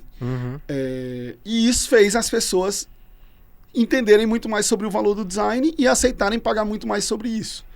Então, lá em Portugal ainda não existiu dessa forma. Lá eles enxergam marketing, comunicação, design como o Brasil enxergava há uns 5, 6 anos atrás. Tipo assim, as contas apertaram, vamos demitir o designer. Hoje, se uma empresa fala assim, as contas apertaram, vamos trazer um designer, vamos trazer um gestor de tráfego e vamos fazer alguma coisa para aumentar e potencializar as vendas. Então, eles têm muito essa cabeça ainda. Eu falo que eu não tenho a percepção de que eu sou visto como um designer sênior em Lisboa. Eu me vejo só como mais um designer lá. Mas um designer sênior em Lisboa não ganha nem perto do que um designer sênior ganha no Brasil. Por exemplo, um projeto de marca de 15 mil reais, vamos fazer essa conta, vai dar na conversão uns 2 mil e poucos euros. Um designer sênior em Portugal, ele vai com dificuldade conseguir cobrar 1.500 euros. Ou seja, mesmo na conversão, ainda vale a pena atender o mercado brasileiro, mesmo se você fosse português. E tem um amigo meu que é copy, que está lá em Portugal, que ele fala, aqui é tão atrasado que eu uso os mesmos textos que eu uso do Brasil para as marcas daqui. Tipo, é que eu não lembro agora nenhum slogan de marcas do Brasil. Mas ele pega, só reestrutura e lança como slogan de uma marca lá, lança como campanha de uma marca lá. Eu acho que o mercado aqui no Brasil ele está muito mais maduro. E isso é muito positivo. Só que eu acho que com a maturidade... É que eu não quero ser filosófico, não, porque eu já tô sendo chato. Não, seja filosófico. Pode filosofar. Eu acho que a maturidade vem acompanhada da imaturidade, que é os designers com potencial baixo, cobrando valores altos. E eu acho que daqui a pouco a gente vai passar por uma quebra no mercado que vai ser muito difícil fechar projetos com os valores que a gente está fechando hoje. Tipo, eu acho, a minha percepção do design é que o designer vai virar o coach. No lugar de... O coach perdeu a credibilidade e ninguém está contratando mais tanto assim um coach. O designer possivelmente vai entrar nesse lugar de... Tipo, eu acho que esse cara tá me enganando. Esse estudo é meio fake. Ele só tá falando isso para me cobrar 20 mil de um projeto que ele poderia cobrar 2. Então eu tenho esse receio. Espero que não aconteça, mas eu tenho uma percepção de que a gente pode chegar nesse lugar. Interessante. Show. Lira, agora de fato, a gente está chegando no fim, de verdade. Você tinha comentado, a gente já sabe na verdade, mas você está com o método Extra Bold, certo? E também a Sala Espelho. Você quer falar um pouquinho, dar uma... Vou bem rapidinho. A gente vai colocar depois a CTAs também aqui, que depois a gente também vai fazer o nosso merchan junto e vamos junto. A comunidade Extra Bold é a comunidade onde eu ensino o método que eu uso. Como ele é dividido, pesquisa, estratégia, criação e implementação, e como é que a gente faz para criar marcas com esse olhar de maior adequação para o público. E a Sala Espelho é um projeto que a gente criou recentemente, eu acho que tem... Só tem uma turma até agora. Eu achei sensacional quando eu vi a ideia. A ideia é... A gente faz a reunião com o cliente em uma sala oculta, todo mundo assiste essa reunião completa. Então, desde... Precificação não, porque precificação é um processo antes de a gente fechar com o cliente. Então, não tinha como todo mundo estar assistindo toda a reunião de fechamento. Depois que a gente fecha, a gente faz 4 reuniões. Reunião de kick-off, que é para conversar sobre o projeto, que seria a reunião de briefing, mas já que a gente não faz briefing, a gente chama de kick-off. Pesquisa, estratégia e criação. A gente faz essas 4 reuniões e os alunos que entram na Sala Espelho, eles assistem essa reunião completa, a gente apresentando exatamente como a gente apresenta para o cliente, e no final a gente entra na sala com os alunos para discutir, a gente falou isso nesse momento por isso, vocês ficaram com alguma dúvida de argumentação nossa, como a gente apresentou, vocês não entenderam muito bem isso, e a gente vai trocando ideia. Eu acho massa porque, beleza, você tem lá um método bem explicadinho, você sabe o que fazer, número 1, número 2, número 3, número 4. Só que quando o cliente, você faz uma pergunta objetiva, 1 ou 2 e ele responde sim, como é que você lida? Quando o cliente não fala nada, quando o cliente muda de opinião no meio do processo, como é que eu lido? E participar da Sala Espelho dá para você a percepção real de como é estar com um cliente que pagou 15, 20, 25 mil reais em um projeto de marca que vai requerer de você coisas diferentes de quando você está cobrando 1.000, 2.000, 3.000 reais. Então eu acho um projeto muito massa. E eu falei, quando a gente lançou, eu disse assim, eu acho que muita gente vai copiar e eu vou ficar feliz de copiar porque, de novo, eu tenho para aprender com os clientes que vocês atendem, do meu jeito que vocês têm para aprender com os clientes que eu atendo. Muito fera. Muito bom. Quando a gente viu a ideia, eu achei sensacional. Eu achei ótimo. Enfim, Enfim, Lira, tem alguma coisa que você faz que não é sensacional, Lira? Tem muitas. Não precisa falar, por favor. Não precisa falar. Gente, sigam o Lira nas redes sociais. É bem fácil. É só você gritar Lira no Instagram que tem eco. Então, é Lira 4 vezes. Lira.lira.lira.lira.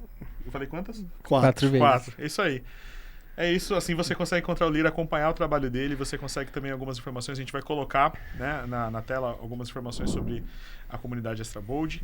E nós também estamos com a Imersão Maestria do Design, ela O nosso objetivo é a gente conseguir compartilhar com vocês de um modo presencial também, desenvolver ali alguns projetos falando sobre a questão de criatividade. A ideia não é a gente abrir programas e ficar ali debruçado sobre Photoshops e Illustrators, mas é a gente falar sobre criatividade e como o design é aplicado para resolver problemas. Então, contamos com a sua presença na Maestria do Design também. É isso. Muito bom. É isso. Não esqueça de se inscrever e deixar o like, verdade. Deixa o like. A gente é péssimo nesse negócio de YouTube, mas esperamos que você tenha gostado desse episódio. Voltamos em breve. É isso aí. Muito obrigado. Obrigado, Lira. Valeu. Obrigadão. Obrigado. Uma salva de palmas, senhores. Muito obrigado. Você tá doido, mano. Top demais.